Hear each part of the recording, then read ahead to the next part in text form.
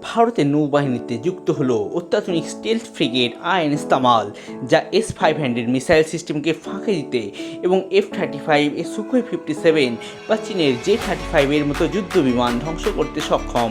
এটি ইন্দো রুশ প্রকল্পের আওতায় নির্মিত এবং ভারতীয় নৌবাহিনীর পশ্চিম নৌবহরে যুক্ত হয়েছে।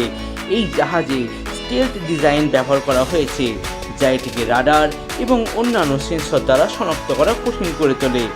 INS Tamal BrahMos supersonic cruise ক্ষেপণাস্ত্র এবং টর্পেডো সহ বিভিন্ন ধরনের অস্ত্রশস্ত্রে সজ্জিত, যা এটিকে বিভিন্ন ধরনের লক্ষ্যবস্তু ধ্বংস করতে সক্ষম।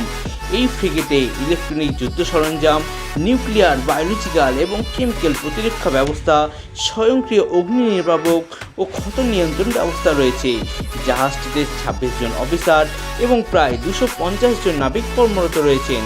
আইএনএস তামালের মূল মন্ত্র হল সর্বত্র সর্বদা বিজয়, যা ভারতীয় নৌবাহিনীর মূল লক্ষ্যের সঙ্গে সঙ্গতিপূর্ণ।